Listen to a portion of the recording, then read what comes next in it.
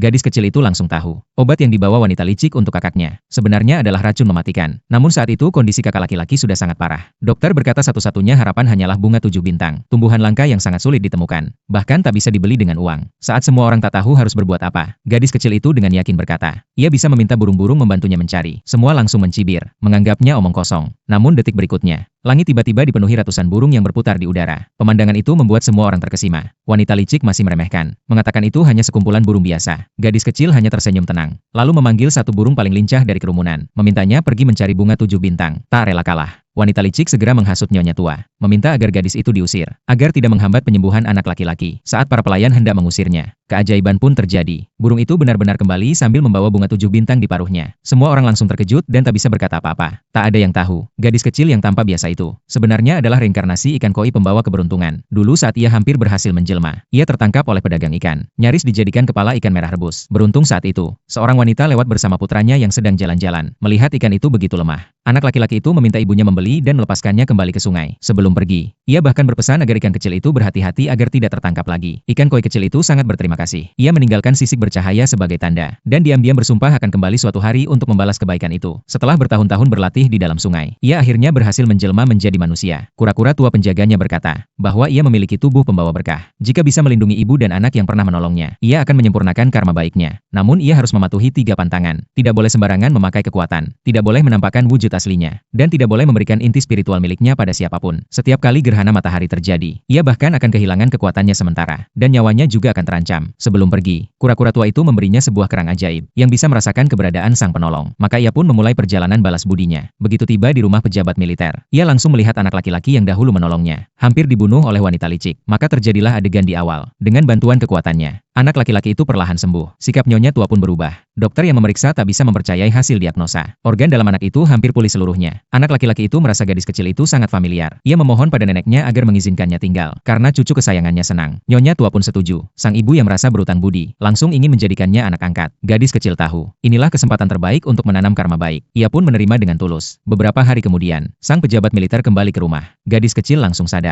bahwa pria itu bersikap dingin terhadap istrinya. Dan si wanita juga terlihat tidak bahagia saat melihat suaminya. Dari anak laki-laki itu, ia tahu bahwa keduanya punya kesalahpahaman lama yang belum terselesaikan. Maka gadis kecil memutuskan membantu mereka berdamai. Di festival Lentera, ia dan anak laki-laki diam-diam merancang pertemuan kebetulan. Saat keduanya bertemu kembali, kenangan lama pun muncul. Meskipun suasana canggung, tapi tersirat bahwa masih ada cinta di antara mereka. Namun semua itu terlihat oleh wanita licik, yang langsung menyusun rencana jahat.